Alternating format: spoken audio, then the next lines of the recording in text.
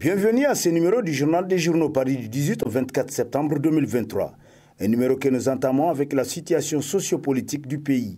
À cet effet, rubrique « Au nom du Niger et de son peuple ». Si c'est le Niger qui compte, le CNSP doit savoir qu'il est attendu avec impatience sur la libération de tous les prisonniers politiques et l'instruction judiciaire de certaines affaires. Titre dans sa rubrique « Nation », l'hebdomadaire Le Monde aujourd'hui.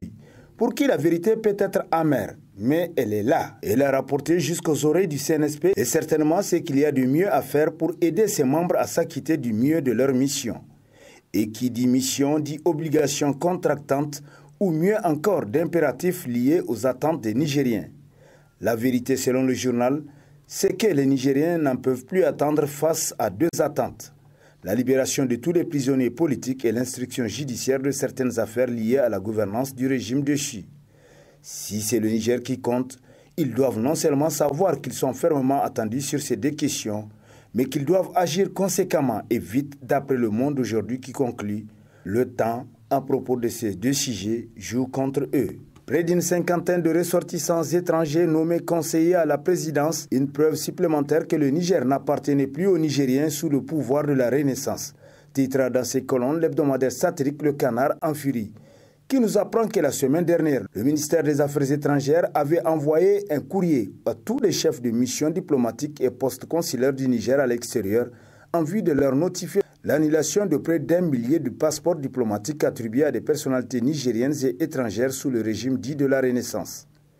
Mais le problème à ce niveau est qu'une cinquantaine de ces passeports appartenaient à des personnes étrangères qui avaient le titre de conseiller à la présidence nigérienne d'après le satirique qui nous apprend davantage.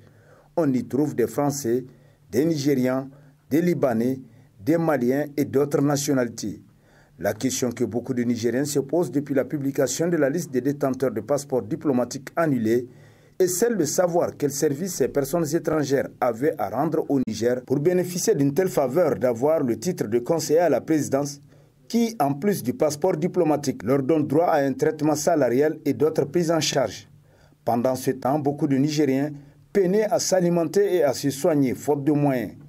Beaucoup d'autres Nigériens qui servaient le pays, notamment les enseignants contractuels, attendaient plusieurs jours ou semaines après la fin du mois pour percevoir leur pécule, constate le journal qui renchérit.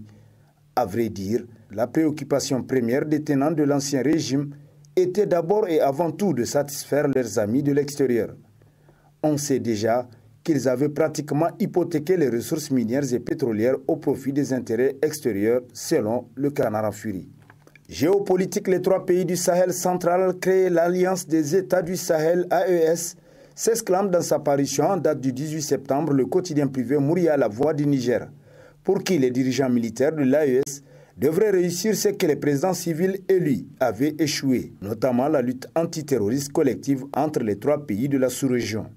À travers 17 articles détaillant les mécanismes d'assistance militaire mutuelle entre les trois pays en cas d'agression de l'un d'eux, et un préambule visant une reconnaissance expresse à la légalité internationale représentée par l'Organisation des Nations Unies, l'Union africaine ou encore la charte révisée de la CEDEAO. Depuis le début de la menace d'intervention militaire de la CEDEAO contre le Niger, le Burkina Faso et le Mali ont exprimé leur soutien fort, y compris un soutien militaire au Niger, nous rappelle le quotidien Mouria, qui constate que les trois pays fondateurs de l'AES, marqués par les violences perpétrées et surtout concentrés sur la zone des trois frontières terrestres, connue sous le nom de l'Iptako-Gourma, devraient vite engager des bataillons militaires conjoints pour faire face au terrorisme régional, le défi commun des États du Sahel. Gestion de la manne pétrolière, le peuple exige la transparence, titre dans la rubrique Société de sa parution en date du 20 septembre, le quotidien privé Le Renouveau, qui nous rappelle que lorsque le 23 juin 2020, l'opposition parlementaire avait proposé la création d'une commission d'enquête parlementaire sur la production, la commercialisation et la répartition des bénéfices du pétrole de 2011 à 2020, elle se vit opposer un refus catégorique de la part des députés du PNDS Tareya et alliés. Après les événements du 26 juillet dernier, un lanceur d'alerte au sein de la Sonibank, éclairé sans doute par cette gestion éhontée, a fourni à Afrique Mag, un média panafricain d'information, des éléments de preuve de versement de la Sonidep vers des personnalités du PNDS, nous apprend le quotidien qui poursuit. Le jour même de la publication de ces informations documentées et explosives par Afrique Mag, la Sonibank se fend d'un communiqué de démenti. Curieusement, ce démenti n'est ni daté ni signé, constate le journal pour qui, mais un démenti n'est pas un certificat de vérité. La rapidité avec laquelle la banque a réagi n'a rien de surprenant, ses premiers responsables ayant toujours été proches de l'ancien régime d'Issoufou Mahamadou. Le président Mohamed Bazoum s'est farouchement opposé à ces pratiques malsaines, selon le quotidien qui poursuit, lorsqu'en novembre 2021, il nomme son homme de confiance, Ibrahim Maman, à la tête de la SONIDEP. Ce dernier s'est vu évertué à mettre un terme à ces versements que rien ne justifie. Bien évidemment, une telle décision n'est pas pour plaire à la Camarilla taréiste, habituée à chiffonner la rente pétrolière de notre pays, selon le Renouveau. Mise en liberté du bon samaritain, les détails de pourquoi et comment Ibrahim Gado a été arrêté titrent entre autres à sa une l'hebdomadaire L'Éclosion, qui nous apprend qu'après près de 9 mois de détention préventive, le président du CRPD Soulhou, candidat aux élections présidentielles de 2020, est sorti de prison le mardi 12 septembre 2023 en début d'après-midi. Tout comme Hamamadou du Modem Falumana Africa, Ibrahim Gado a aussi bénéficié d'une liberté provisoire. Ce qui est sûr, selon le journal, si pendant 8 bons mois, le régime de la Renaissance n'avait pas pu juger Ibrahim Gado et le condamner aux 20 ans de prison qu'elle avait officieusement promis, c'est sans doute parce que le régime n'aurait pas de preuves pour étayer ses accusations et obtenir une condamnation en bonne et due forme. Et comme Dieu ne dort pas, les mêmes qui l'ont accusé d'être en intelligence avec le Russe se sont révélés aujourd'hui et avec preuve, selon le CNSP, avoir comploté en intelligence avec la France pour agresser le Niger par une attaque armée à travers la CEDEAO, constate L'Éclosion qui conclut. Ainsi va la vie, tout ce que l'on fait de bien ou de mal nous revient toujours. Niger Post, le directeur général par intérim se moque-t-il de la patrie? Se demande dans ses colonnes l'hebdomadaire Le Courrier, qui nous apprend que selon des sources crédibles, Oumarou Salissou, nommé récemment directeur général par intérim, semble se lancer dans les sillages et sur les traces de son prédécesseur. Apparemment, il n'aurait pas un germe de patience pour attendre sa confirmation au poste pour commencer à réaliser ses desseins macabres. M. Oumarou Salissou semble être pressé pour mettre à sac les maigres reliquats de ressources du Niger Post, d'après l'hebdomadaire qui nous apprend qu'avec 3 autres agents, il se taille une mission de 9 jours à Riyad en Arabie Saoudite, pour, dit-on, assister au congrès extraordinaire de l'Union postale universelle. Quelle sera la plus-value de la participation au congrès pour le Niger? Se demande le journal pour qui? Rien. Que de gaspillage inutile des maigres ressources publiques. Du reste, leur voyage est perçu comme une promenade sur le dos de l'État, ce qui est déplorable et préjudiciable pour les caisses de l'État. En plus, il semble que le directeur général par intérim se donne également le droit de procéder à des changements et affectations à Niger Post.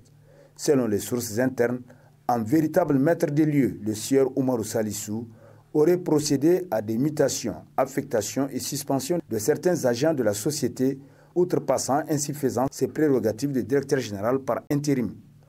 Aujourd'hui, avec de tels agissements, certains le soupçonnent d'avoir un agenda caché tel que rapporté par Le Courrier. Économie, le Bénin, grand perdant du blocus de la CEDEAO, titre dans ses colonnes l'hebdomadaire satirique Le Hérisson, qui constate que le Niger n'est pas le seul à subir les sanctions que lui a imposées la CEDEAO.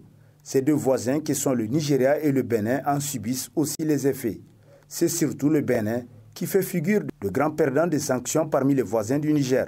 Non seulement pour son port qui vit principalement des exportations nigériennes en transit et qui est désormais orphelin, mais également pour la survie économique de sa partie nord qui commerce principalement avec le Niger. Il y a également tout le risque de voir la manne attendue de l'exportation du pétrole brut nigérien via le pipeline Niger-Bénin se perdre d'après le satirique qui poursuit. On n'en est pas encore là. Tout de même, la tension entre les deux pays prend de l'ampleur au point de compromettre les engagements économiques souscrits entre Niamey et Cotonou. Du côté du Nigeria, point de lourde perte. Difficile de contrôler, 1500 km de frontières, constate Le Hérisson qui conclut. Porosité aidant, on rentre des deux côtés de la frontière aux grandes dames des sanctions et de ceux qui sont censés veiller à leur application. Garantie des lancements officiels de la distribution gratuite ciblée des céréales au titre de la région de Dosso, titre dans sa rubrique Gouvernance Niger Times, qui nous apprend que le vendredi 8 septembre 2023, à Garantier, le gouverneur de la région, le général Hiro Oumarou, a procédé au lancement régional de la distribution gratuite ciblée des céréales. La distribution gratuite est un appui aux villages déficitaires à la suite de la campagne agricole 2021-2022. Ces villages sont identifiés par le service de l'agriculture et sont au nombre de 11 concernant 800 ménages ciblés pour une population de 5600 habitants. À ces cibles, il sera distribué gratuitement une quantité de céréales de 80 tonnes composée de 20 tonnes de mil, 30 tonnes de maïs et 30 tonnes de sorgho. La cérémonie a été couronnée par une visite guidée des officiels au niveau du magasin de stockage des vivres suivi du démarrage de la distribution gratuite.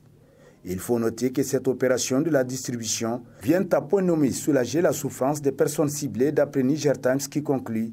C'est d'ailleurs pourquoi le gouverneur a exhorté tous les acteurs concernés à toucher les véritables bénéficiaires de cette première distribution gratuite ciblée au titre de l'année 2023. Et sur ce prend fin le présent numéro de la revue de presse. Prochain rendez-vous, plaise à Dieu dans une semaine avec toujours la même passion de vous servir. Bonne lecture et au revoir.